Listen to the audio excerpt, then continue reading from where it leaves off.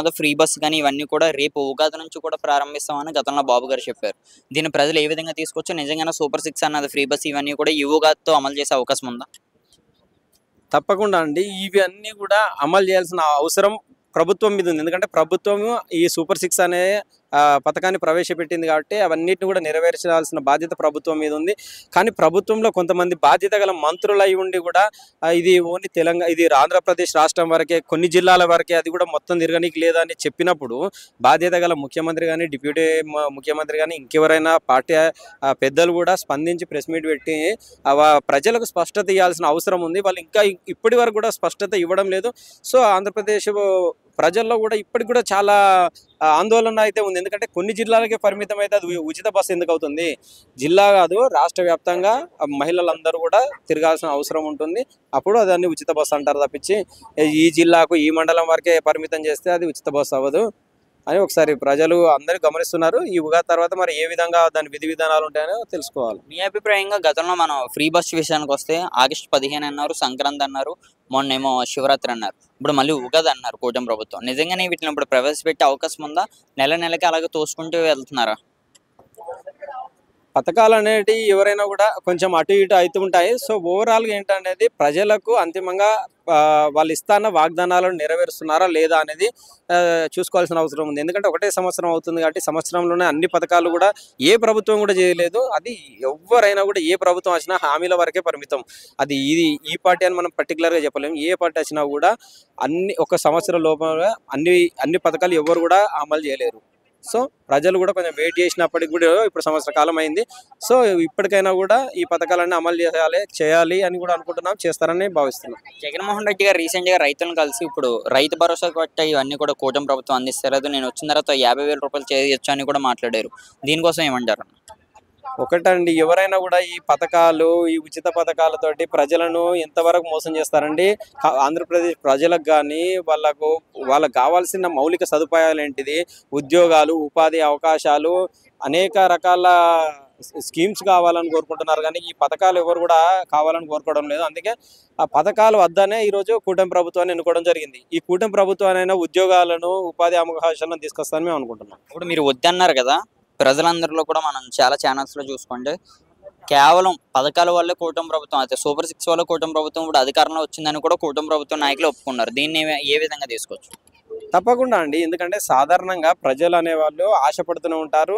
ఇప్పుడు తెలంగాణలో కూడా చూసినట్టయితే రైతు బంధు 2,000 ఇప్పుడు మన రైతు పెన్షన్స్ 2,000 ఉండే 4,000 ఇస్తానే సరికి ప్రజలకు ఆశ ఉంటుంది. రైతు బంధు 5,000 ఉండే 7,500 ఇస్తారంటే ఆశ ఉంటుంది. ఎవరికైనా కూడా వీళ్ళు ఇస్తా అంటుండకపోతే ఆశ ఉంటుంది. కాబట్టి అది ఇక్కడైనా ఎక్కడైనా ప్రజలు అనేవాళ్ళు ప్రజలే. మన దేశంలో ప్రజలకు ఆశ ఎక్కువ. కానీ రాజకీయ నాయకులు మోసం చేస్తారని వాళ్ళకి తెలుసు. అయినా కూడా తెలిసి కూడా, ఎందుకంటే ప్రత్యామ్నాయమైన పార్టీలు లేకపోవడం వల్ల ప్రజలు ఇప్పుడు కేంద్రంలో కూడా అంతే, అటు కాంగ్రెస్ కానీ ఇటు బీజేపీ కానీ ఇవన్నీ తప్పక పరిస్థితి. ఇప్పుడు గతంలో వైసీపీ పార్టీ ప్రతి పథకాన్ని కూడా అమలు చేసిందని వైసీపీ నాయకులు చెప్తున్నారు. ఇప్పుడు ఆ పార్టీ సంక్షేమంలో ఆ పార్టీ సక్సెస్ అయింది, ఈ ప్రభుత్వం ఫెయిల్ అయింది కూడా అని మాట్లాడుతున్నారు. దీన్ని ఏ విధంగా అనుకోవచ్చు?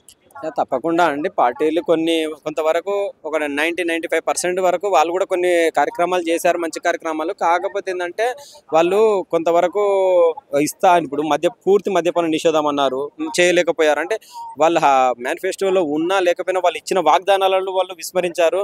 అదేవిధంగా సిపిఎస్ రద్దు చేస్తా అన్నారు, రద్దు చేయలేకపోయారు. 3 రాజధానులు అన్నారు, నవరత్నాలు అన్నారు. అనేక రకాలుగా రోడ్లు కానీ, రోడ్డు వ్యవస్థ బాగలేదు. గ్రామీణాలలో కొంచెం రౌడీజం అనేది కొంచెం జగన్ గారు వచ్చిన ఇంకా పీటర్ అయిపోయిందనే కొన్ని అవస్థల వల్ల ఆ ప్రభుత్వం మూట కట్టుకొని ఓటమి అనేది చవి చూడడం జరిగింది.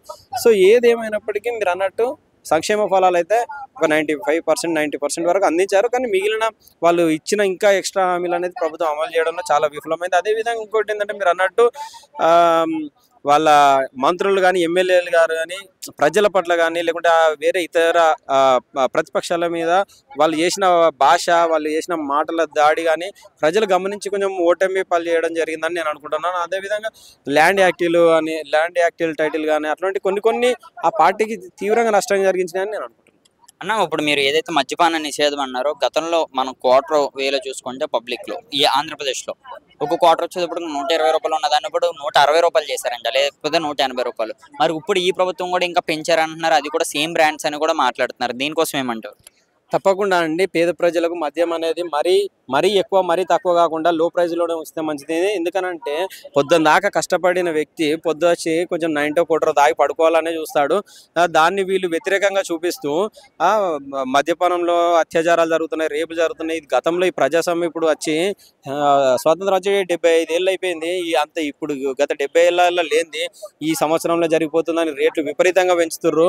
ఇప్పుడు అదే విధంగా తెలంగాణలో చూసినట్టయితే 160 రూపాయల ఉన్న బేర్ ఇప్పుడు 200 చిల్లర అయింది. అంటే ఈ విచ్చల విడిగా పెంచుకుంటూ పోతుంటే ప్రజల దగ్గర నుండి వాళ్ళ రక్త మాంసాలు పిండి ప్రభుత్వం వాళ్ళకు రావాల్సిన సంపద అనేది వసూలు చేస్తుంది.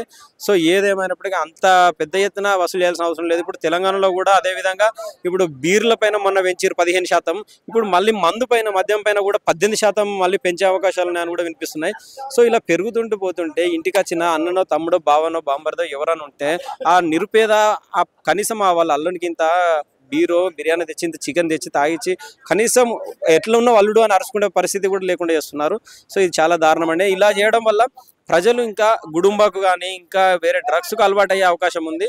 సో డ్రగ్స్కు అలవాటు అయ్యి గుడుంబాకు, ఎందుకంటే బీహార్ తరహా అట్లాంటి యువత చెడిపోయాక ముందే వాళ్ళకు మీడియం మరి ఎక్కువ కాకుండా మరి తక్కువ కాకుండా 5-10 రూపాయలు పెంచితే ఏం కాకుండా ఉంటుంది. మరి 50 రూపాయలు 60 రూపాయలు వాళ్ళు ఇష్టానుసారంగా పెంచే ఉంటే ప్రజలు ఇంకా చాలా ఇబ్బందులు పడుతుంటారు. కాబట్టి సో గమనించుకొని రాష్ట్ర ప్రభుత్వాలు, ఎందుకంటే వాళ్ళ దగ్గర రక్త మాంసాలు వాళ్ళది వసూలు చేసి పిండి మరి వాళ్ళకే పెడుతున్నారు తప్పించి వీళ్ళు ఏమి వేరే కడ నుండి ఏం తేవడం లేదు.